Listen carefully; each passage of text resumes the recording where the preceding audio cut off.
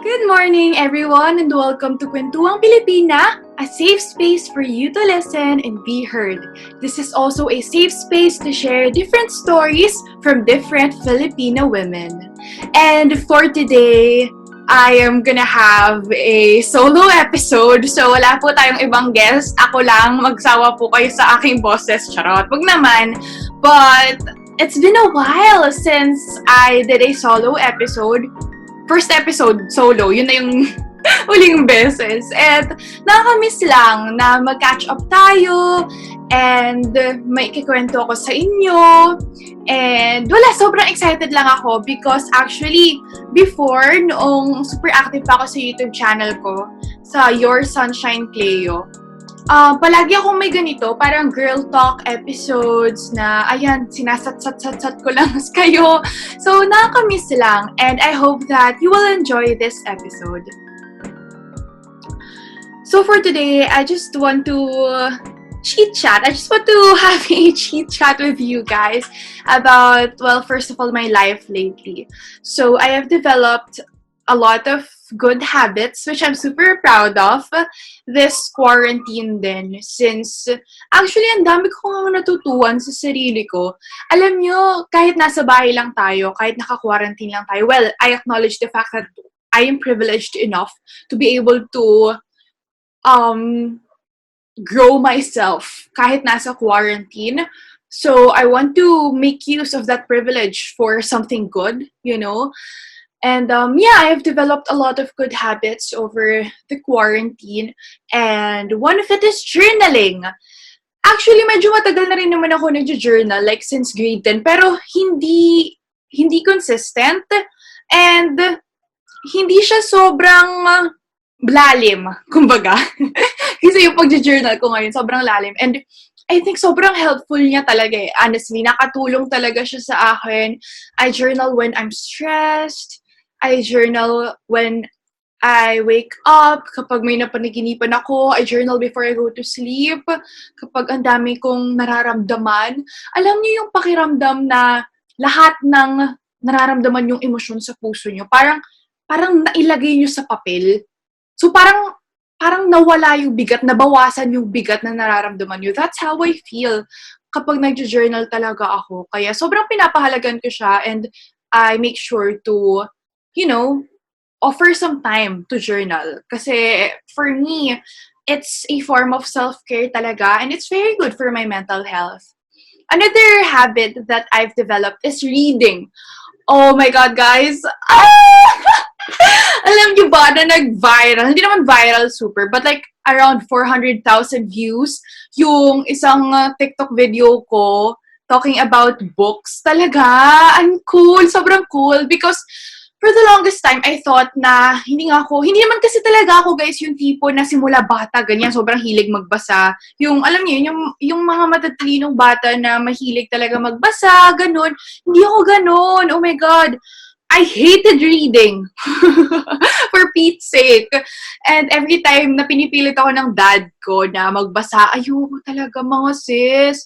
So, I never considered myself as a bookworm and I was always hesitant to create content regarding books because I feel like hindi nga ako yung tamang person para doon. Kasi nga, hindi naman ako sobrang hilig magbasa ng libro. Pero, you know what? Right now, I am fond of reading books. Hindi man ako yung sobrang bilis magbasa. And hindi pa man ako yung sobrang dami ng librong nabasa. But I am learning. And I am making time for it because I love to help myself grow. Grabe, right now talaga, kung napapansin nyo, I am focused on growth talaga. On learning, on growing myself, and I'm so proud of myself for that. I just want to tap myself on the back right now. And I want you to tap yourself on the back right now and tell yourself that, hey, I am so proud of you.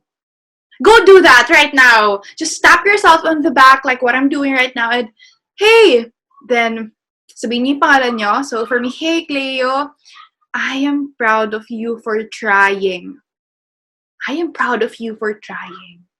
Kasi guys, alam nyo, sa totoo lang, for me, my definition of not giving up is when I am still trying. Kahit hindi ako nakakita ng resulta, agad, ganyan. Basta nagtatry ako, basta sinusubukan ko, that is something to be proud of. And I am proud of you as well for trying your best. I know that you're trying and I'm proud of you. If hindi nyo pa yun naririnig, I am proud of you. And ngayon, another habit naman na sobrang proud din ako is by doing yoga. Alam niyo, ang tagal bago ko nahanap kung ano yung physical activity na suitable for me. So, I tried working out. Ano pa ba? Basta marami akong mga tinry. Pero yung pinaka gusto ko talaga na gawin is by doing some yoga. Yoga talaga.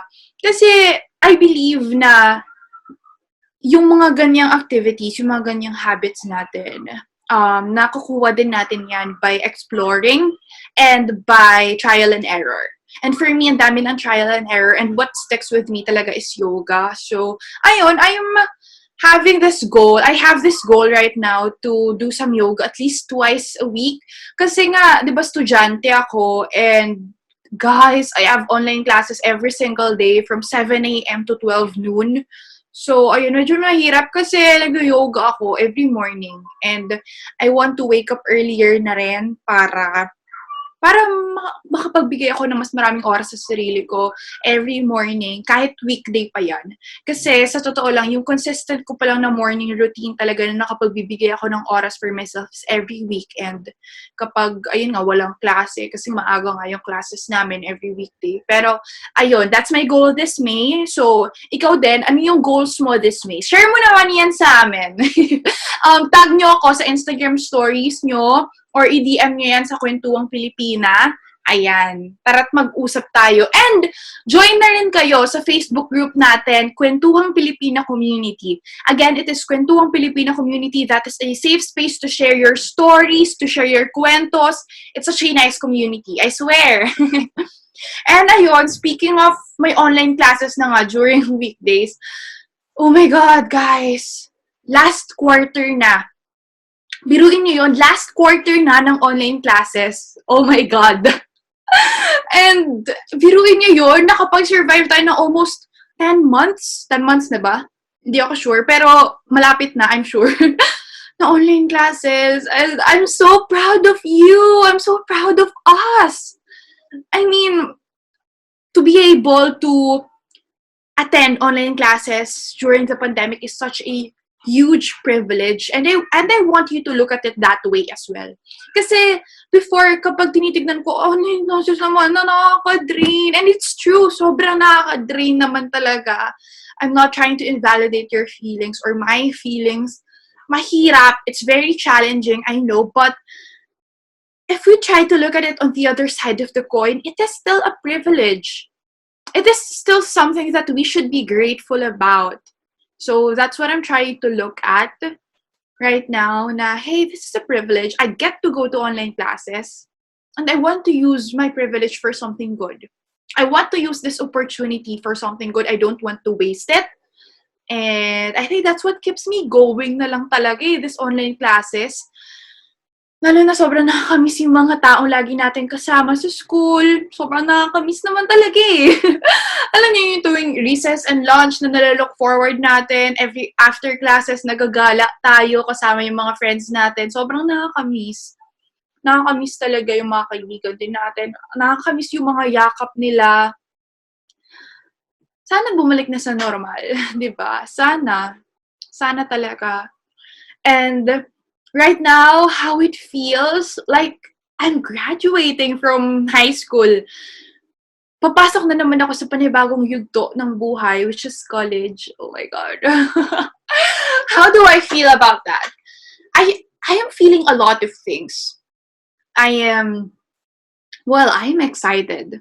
I am excited because I spent the last 8 years of my life in San Beda, and right now, aalis na ako. I will be free, and I will turn 18 in December. So, wow, legal na si ate. Right now kasi 17 pa lang ako eh. So, I'm looking forward to it. But at the same time, I am trying to absorb and I am trying to be happy about where I'm at right now. 'Di ba? Kasi bawat stage ng buhay natin, may maganda talagang nangyayari eh. Even the bad times, kapag nilolook back natin siya, there's something good on it. Kasi it's either naging masaya tayo or may natutuhan tayo. Kaya I have that mindset right now. I am on that headspace right now na I'm just trying to be grateful. I'm trying to be grateful about where I'm at right now. I'm trying to be grateful about the process. I am trusting the process, actually. And yeah, to be graduating finally. Wow, that's nice. And I hope that college will also be nice. Okay. Ayoko mag-expect ng sobra sa kung ano ang mangyayari sa college because I'm sure it will just be more challenging in terms of schoolworks. But ayun, life update. I think final na ako sa Enderon. Kasi ayun, hinihintay ko na lang yung results ng Ateneo. But I think I will be choosing Enderon na talaga. But I will still update you guys, don't you worry. Pero ayun, as of now, that's where I'm at. And wala, sobrang excited ako kasi guys sa Enderon, okay, by the way pala, baka isipin nyo, what? Rich kid. Kasi syempre sobrang mahal tang tuition kayo sa Enderon, no? But I got a scholarship! Oh my God! I got a 75% scholarship for the first semester. And pwede ko pa siyang ma-reapply for second sem. So, pwede pa siyang mag 100%. Sobrang grateful. Sininok, sorry. Dinighay, ay, ang tawag doon. Basta yun. So, that's where I'm at. Super excited ako. Joke nga, hindi nga tayo nag-expect na sobra, Cleo. But I'm looking forward to the opportunities. That's number one talaga. Why I'm choosing Enderon. Sobrang nilolook forward ko yung opportunities because well, grabe. Sa Enderon, I feel like marami tayong connections na mabubuo doon. I'm positive about that. And I'm just excited to learn. And in terms of the experience naman, grabe, sobrang excited din naman ako doon, di ba? Sa college experience. Sana maranasan ko naman. Pero kasi may pandemya. Nakakaiyak. So, ayun. Hopefully, maging okay. Gusto ko pa rin naman maranasan yung college experience, di ba? Ko. And now that we're going to college already, in less than 6 months, I think, 4 months na lang yata, yung friendships, grabe. Ay. Alam nyo, yung mga tao sa buhay natin, if there's something na may natutuhan ako talaga or na-realize ko from my friend Denise, it is to make an effort with our friends. Kasi akala natin, yung friends natin parang, yes, constants natin sila, ganyan, mas less yung maintenance nila compared to relationships, kumbaga. But you know what? In order to sustain a friendship, it's just like any other relationship. Masyado nating dina-downplay, tama ba yung term? Yung friendship, to the point na, I guess, we tend to take it for granted. We tend to just meet up with our friends kapag may free time tayo, quote-unquote free time. But you know what? We have to make an effort. We have to make time for them. Just like we are making time for other things in our lives, in work, in our career, and in our relationship. I think in our friendships, dapat sineset din natin na, hey, okay, next Saturday, tara, movie night tayo. Hey, this Friday, sige, at 8 p.m., mag-catch up tayo. I think, dapat nino-normalize natin yung ganon. And I'm glad na may mga tao ako sa buhay ko na alam kong malalapitan ko. But I guess, I have to make them feel that they are worth it. I mean, I have to, yeah, yeah. And as I choose to make them feel that they're important in my life. Kasi sometimes, iniisip na lang natin na, hey, mahalaga tong mga tao na to sa akin. Pero ang tanong na ipaparamdam mo ba? Sinasabi mo ba yun sa kanila? Communication is key. Sa kahit anumang relationship yan. And that includes friendships. And of course, ngayon, grabe, I will be meeting new people on college, that's for sure. And right now, oh my God, okay, book recommendation. Right now, I'm currently reading yung How to Win Friends and Influence People. Kasi, wala, gusto ko lang. And grabe, alam mo yung natutuwan ko doon na, oh my God, we spend most of our time trying so hard for people to like us. But you know what? In order for people to naturally like us, what we need to do is to be genuinely interested in them. Tayo dapat ang mauna. We cannot make people like us if we are not even interested in them. We have to genuinely like people first. Grabe, yun talaga yung natutuwan ko sa libro na yun na habang binabasa ko. Like, chapter 5 pa lang yata ako. It's a really good book. I recommend it. And, oh my God, guys, okay.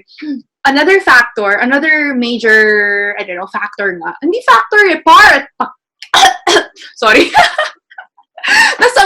Another major part of my life right now is, of course, content creation. I mean, it has always played such a huge role in my life ever since I've been creating YouTube videos since I was 14. That's nearly 4 years na. And I actually stopped right now creating videos for now, because I want to open up to you since this is a safe space. I made this podcast as a safe space. So, sa mga OGs ko dyan, I have a YouTube channel called Your Sunshine Cleo, wherein I stopped making videos for now kasi guys, alam nyo, dumating na sa point na after akong mag-upload ng isang YouTube video, iiyak ako pagkatapos. So, sobrang burnout and hindi na ako nag-e-enjoy pero nawala yung spark pansamantala. And I know that I need to take a breather in order for me to like what I'm doing again. Because I know that I love it. I love what I'm doing. I love creating content. And that is why I'm on TikTok. Hindi ko kinaya na hindi gumagawa ng content, guys. Oh my God. Like, the content creator in me was never gone. Kahit I stopped making videos for now sa YouTube. Ang saya ko sa TikTok, honestly. Masaya ako sa TikTok. Even if I am still trying to get the hang of it. We grew to, I think, 19,000 followers as of now for only 2 weeks. Oh my God. And you know what I realized in creating content, guys? Quantity over quality. Again, in creating content, quantity over quality. Do you want to know why? Because quality is subjective. By the way, I learned this from Gary Vee. Yeah, it's not my own learning. I learned it from him. Yeah, because quality is subjective. And in quantity, kaya I strive to post 7 to 9 TikTok videos every single day. Kasi sa pamamagitan nun, mas nakikita ko kung ano yung nag-work. And in every 9 videos, one of it will blow up. So, nakikita nyo, yun yung na-realize ko lately, Kasi sa YouTube, every week ka lang nagpo-post, every week lang ako nagpo-post kasi nga ang dami talagang work. Ang daming work talaga sa videos, guys. Di nyo alam, oh my God. Para sa mga kapwa content creator ko dyan, you know how it feels. And I think kahit hindi lang naman sa content creation yung work natin na ginagawa, yung nakikita lang ng tao, surface lang palagi And sa videos ko, that's the case. Ang nakikita lang ng mga tao is of course yung final output, yung edited video na 10-minute vlog lang yan. But guys, grabe, that's a whole 6 hours of footage na tinrim down mo into 10 minutes. Ganun siya eh. And sa YouTube, yun yung naging problem ko. Parang nahirapan ako kung paano siya i-sustain. Nahirapan ako gumawa ng maraming content kasi masyadong maraming hard work talaga ang kailangan kong ilagay na effort. Yeah. But in TikTok, since 30 to 60-second videos lang siya, mas madali. Mas madali ako nakapag-explore, mas marami akong nagagawa, kaya mas nakikita ko kung ano ba yung nag-work ng video, ganyan. But I love content creation. And, okay, sige na nga, sasabihin ko sa inyo. Nilagay ko to sa journal ko that when I hit, okay, sabihin ko na sa inyo para may aabangan na rin kayo at para mag-subscribe na rin kayo sa YouTube channel ko. Sabihin ko na, subscribe kayo, it's Your Sunshine Cleo, Your Sunshine, Cleo. Ganun din sa TikTok ko, yoursunshine.cleo. Ayun. When I reach 100,000 followers on TikTok, I will start uploading once again on YouTube. So, ayan, that's something to look forward to, guys, sa mga sunshines ko dyan. Because, well, alam nyo, na-realize ko, hindi ko maaalis yung content creator in me eh. Nandito na siya sa akin eh. So, sorry, I won't be gone. And I'm enjoying it. Honestly, I enjoy making videos. I enjoy sharing my life to you. I enjoy expressing myself. I enjoy interacting with people. I enjoy sharing what I know. I enjoy making my platform as a safe space. I just love it. And guys, another life update din, alam nyo, is yung mga talks. Recently, nai-invite ako sa mga talks, ganyan. And what I can say is that public speaking really empowers me. I'm not gonna lie. Sobrang happy ko when I'm invited. Kasi, ang saya ko, because when you come to think of it, bale, by just sharing your own story to the people who are listening to you, you are able to inspire them already. Ulitin ko by just merely sharing your story, you are already able to inspire other people. Grabe, sobrang impactful nun. Kaya sobrang empowering din sa akin eh. Because that opportunity is something na ayokong ipagwalang bahala. Kaya sobrang grateful ko sa mga opportunities na yon. Recently, we are invited to De La Salle University, Dasmariñas, to talk about women empowerment and being a woman in the field of business. Ganyan. Super grateful. I'm just super happy. Tapos, when we got invites from press, sa Cosmopolitan Philippines, sa preview, sa Candy Magazine. Oh my God. Sobrang grateful. I'm just super grateful. And for sure, kayo din, may mga breakthroughs din kayo sa buhay nyo na sa tingin nyo maliit na bagay lang siya. But I want you to pause. I want you to pause and reflect for a moment. What is something that's happening in my life na pinagpipray ko lang before?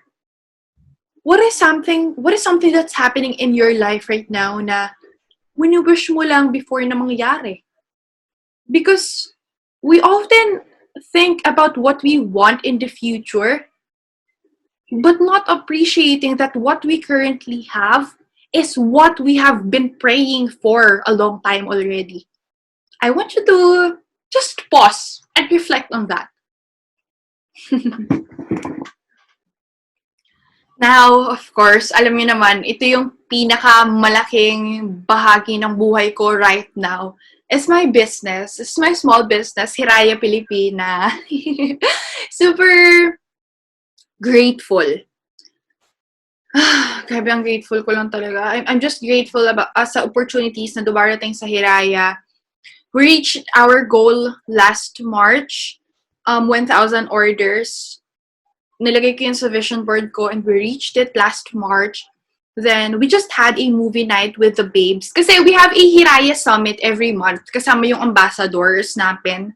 And last night, we had a movie night. Sobrang happy. Nag-enjoy kami, kwentuhan, ganyan. So, magpapa Hiraya Babe search kami soon. abangan nyo na lang. And sali kayo para, makakasama rin kayo sa summit natin every month. And then, we will be releasing today yung bagong abaka masks. Itong bagong abaka masks na to, 3 layers na siya. Yung abaka, yung pelon lining, and cloth for comfortability. So, that's super exciting because yung abaka masks, guys, pag bumili kayo nito, you are really able to help these abaka farmers and sewers from Bicol. I swear. Because super direct kami sa kanila, kumukuha.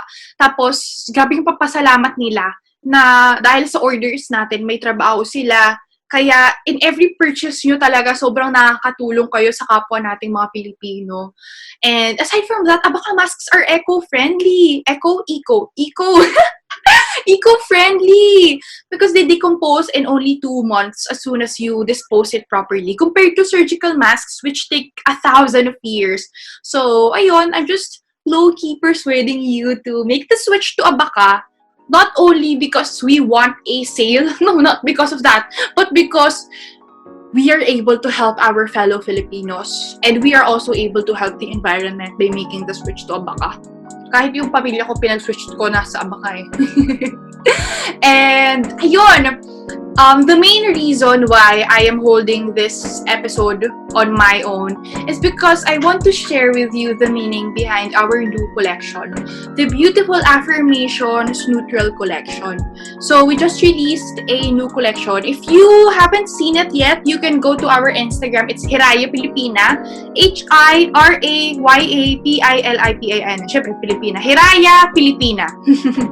And may kita nyo doon yung beautiful affirmations. May 3 kaming statement tees and 1 tote bag. And I just want to expound on you what every statement means because malaki yung halaga niya para sa akin, yung kahulugan nun. And I want you to feel that in every collection na nilalabas natin, talagang mula sa puso.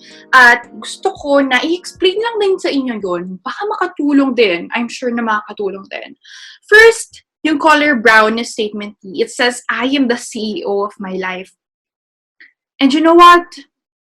Sa totoo lang, nung tinatry kong gumawa ng statement sa Hiraya Filipina, yung CEO na yun, kasi right now, pansin ko, yung word na CEO, very in, very trendy. Everyone wants to be a CEO nowadays. But, you know what? After all, we are our own CEOs. I want you to reflect on that. Alam ko na gusto mo maging CEO, but you are already your own CEO. You are the CEO of your life. You have to make your own decisions because you are the CEO of your life. You get to make your own decisions. And if you are not making the decisions for yourself, this is your sign para baguhin yon. Because you should be the final say in whatever is happening in your life. You should be 100% accountable of your life decisions. And that's what it means to me. That's what the I am the CEO of my life statement means to me. Na, Cleo, ikaw ba talaga yung gumagawa ng desisyon para sa sarili mo o hinahayaan mo ang ibang tao na magdesisyon para sa'yo? Just to please them, especially. So, I hope that reminds you na, hey, you should be the one who gets to make decisions for yourself. The second one is, every day I show up as my highest self. Personal story. Hindi ako kilala as Cleo. I was never called Cleo, for Pete's sake. For my whole life, my name is Faith. Faith talaga. Faith or Faith, ganyan. Basta Faith, kasi ang buong pangalan ko is Cleo rin Faith. So, Faith talaga. And then, sabi ko sa sarili ko, I want to be called Cleo. Kasi, alam nyo, yung tingin ko sa Cleo, that is my higher self eh. Cleo was my higher self na I've been chasing. Na she is She's the woman who sets boundaries for herself. She's the type of woman who gets to make decisions for herself. She's the type of woman who acts. She's the type of woman who never gets late. She's the type of woman who I look up to. And for the longest time na tinatawag akong Cleo, hindi ko siya feel. Nag-cringe nga ako kasi mas gusto ko na pait ako. Until it gets normal. Until the feeling gets normal. Because I realized that every time na tinatawag akong Cleo, nai-internalize ko siya. Nai-internalize ko yung higher self ko. Kaya naging normal na siya ngayon, na Cleo ang pangalan ko. I am that person now. I am that woman now. I am that woman who acts. I am that woman who has her boundaries. I am that woman who cares about other people pa rin. I am that woman who is helping other people to be themselves. I am that woman who I looked up to as a child. And you can also be that person who you want to be when you show up as your highest self. So, kapag suot nyo yung statement na yon, i-internalize nyo, sino ba? Sino ba yung gusto ko maging? 10 years from now, 5 years from now, who is that person?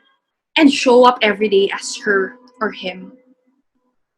And the feeling will become normal, I promise.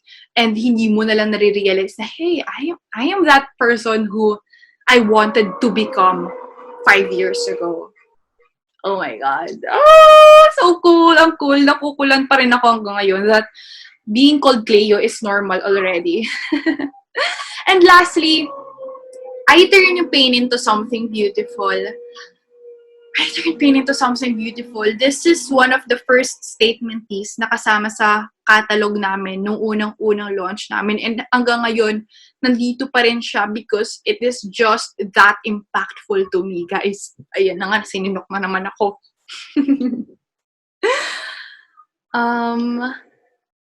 All the heartaches, all the failures, all the lessons I learned the hard way, and I am learning right now. Kasi I'm still a work in progress. I don't have everything figured out. I'm only 17. I'm young. All the pain that I've experienced and I'm experiencing, you know what? I am gonna turn all that into something beautiful. That's what I do. That's what I do. That's the type of woman that I am. I turn pain into power. And you too can be that person. You too can turn pain into something beautiful. And I want you to internalize that. I want you to have that trait. Okay? Hindi tayo yung taong okay na nandito tayo. Na okay na nandito tayo sa sitwasyon ng buhay natin wherein, hala, sige, kung ano na lang ang magawa, kung ano na lang ang matapos. But you know what?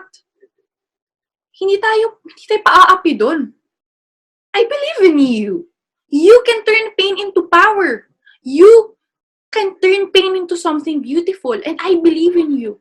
If I can do that, if I was able to do that in Hiraya Filipina, and myself as a human who is constantly learning and growing, you too can also do that. Okay? Lahat, kung nasa stage ka ng buhay mo ngayon na marami kang pain na nararanasan, kung puro rejections ang nararamdaman mo right now, kung nandito ka sa stage ngayon na kaka-break mo lang with your boyfriend or girlfriend, kung nandito ka sa stage ngayon na masakit, ang sakit, parang walang nangyayaring maganda,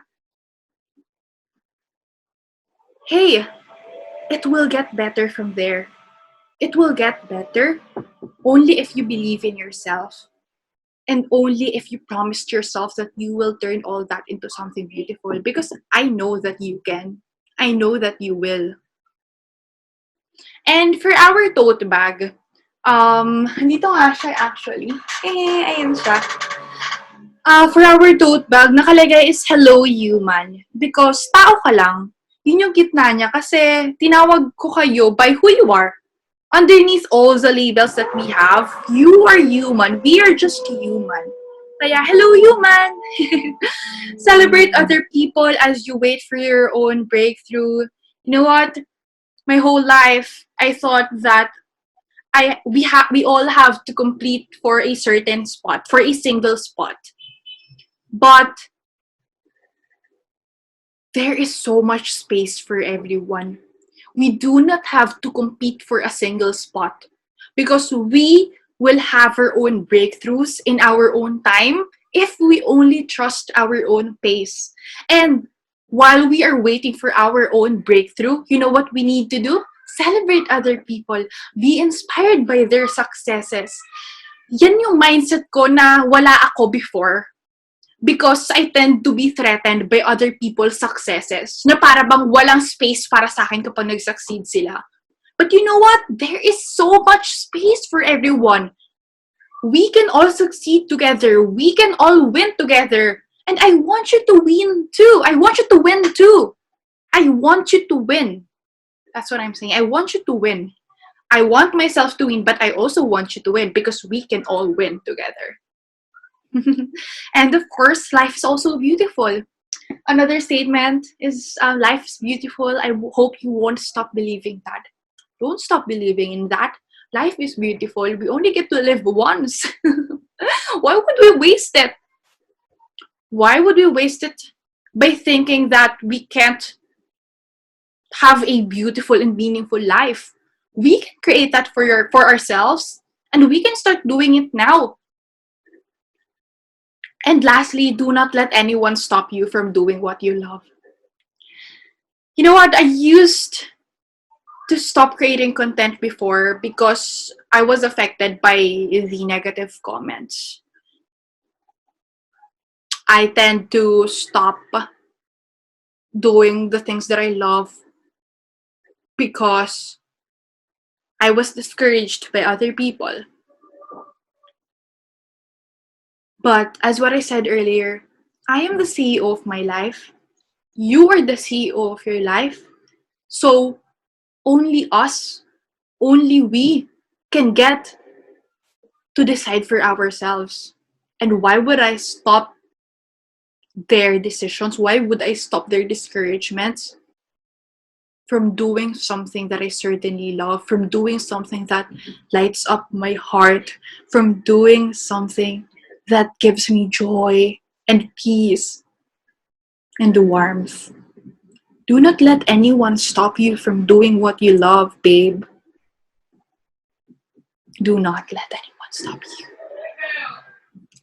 And while we're at that topic, I also want you to remember your why and your purpose. Okay? If you do not have yet, this is your sign, okay? Mag-journal kayo after this episode or while you're listening to this episode and think about what your why is. What is my purpose? Because nung una ko tong narinig from Kadang, she taught me how to play piano. Sabi niya sa akin, kailangan may why ka, Cleo. Ngayon pa lang, isipin mo na kung bakit mo ba to pinasok. Kung bakit mo ba to ginagawa. Kasi kapag naging mahirap ang lahat, kapag naging mabigat, alalahanin mo lang yun. Alalahanin mo lang kung bakit mo to ginagawa. Alalahanin mo lang yung bakit mo. Alalahanin mo lang yung purpose mo. And my why in creating content is, number one, to express myself. So, being authentic is very important to me. I'm sorry, sobrang ingay nung nasa likod. Oh my God! But another thing,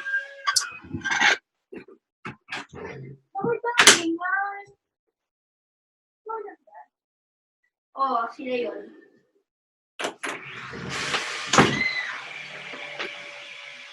Yun, pasensya na, maingay talaga. But another why that I have in creating content is to make my platform a safe space.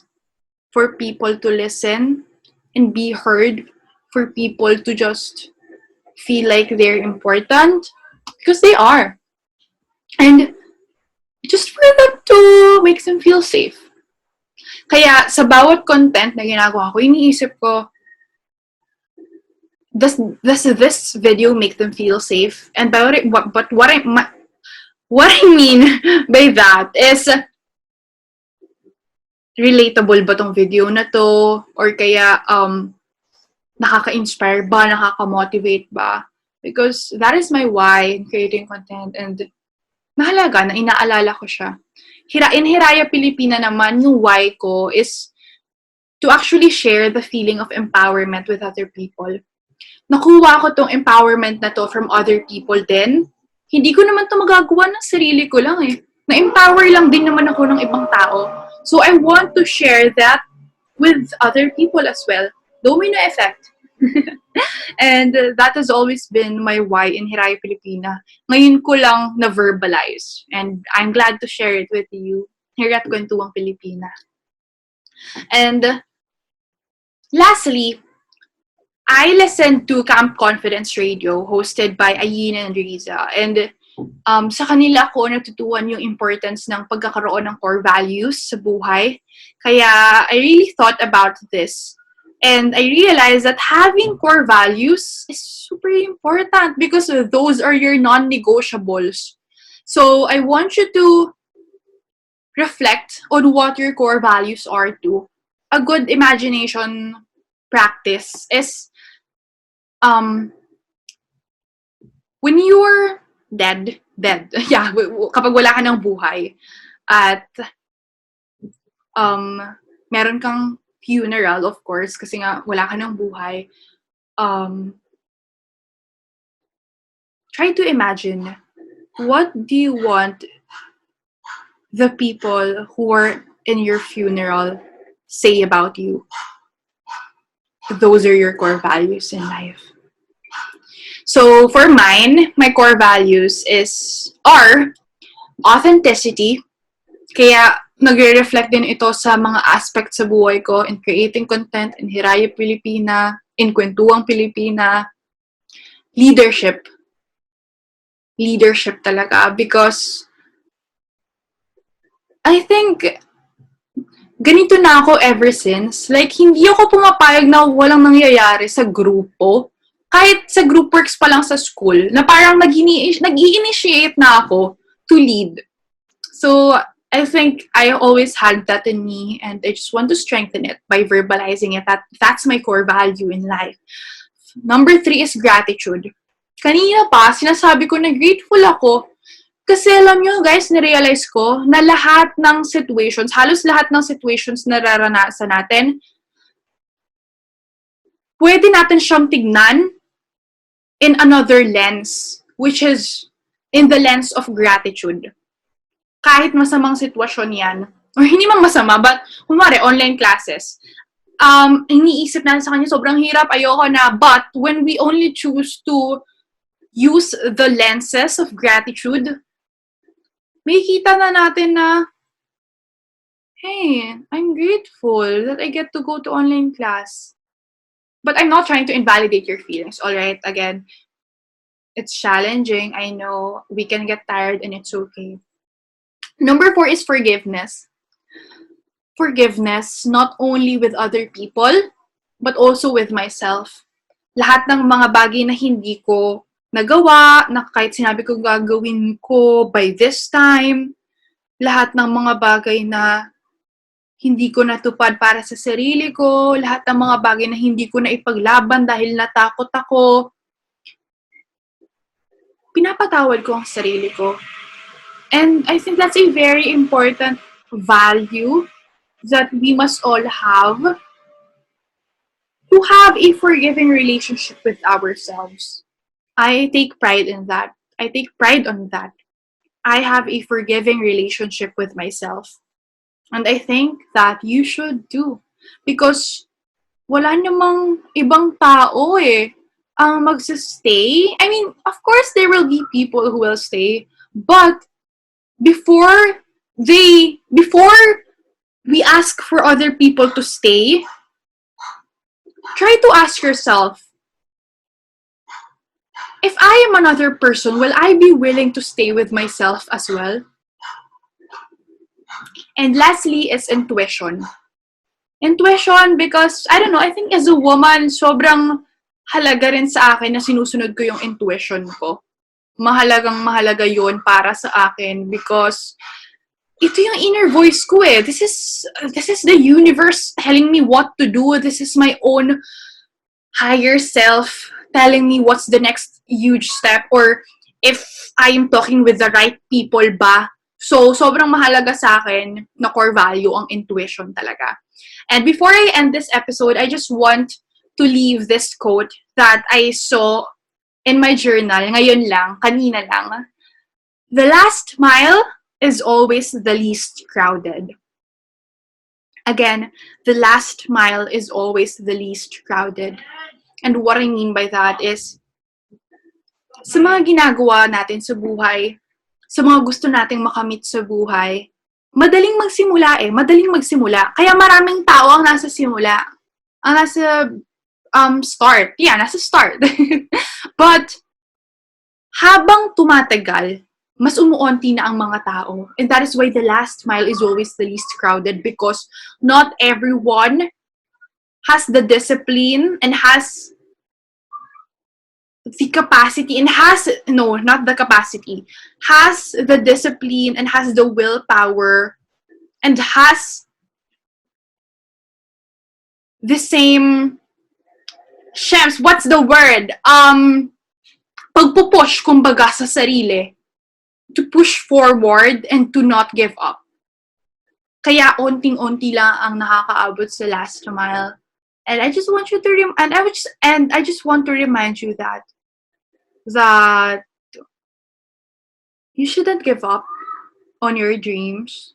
You shouldn't give up on your goals. You can do that. You can do that. Just do not stop. Just keep on trying. Just keep on pushing forward and you will get there. And that is it for today's episode of Kwentuhang Pilipina. I hope that you enjoyed listening because I sure do enjoyed recording this episode, alright? I'm so happy. As always, I am so grateful to be able to share this with you. If you want to be in contact with me even more, follow me on Instagram, Your Sunshine Cleo, and also follow me on TikTok at yoursunshine.cleo for everyday content. I hope that you have an amazing week ahead and I love you so much, my Kwentuhang Pilipina listeners. Also, ulitin ko lang din, sali na kayo sa aming Facebook group. It's Kwentuhang Pilipina Community para marami kayong makilala din ng mga Filipinas and non-binary and also you get to share your stories and kwentos with the group that we are building. Love you! Have a safe Monday or anumang araw niyo ito pinapakinggan.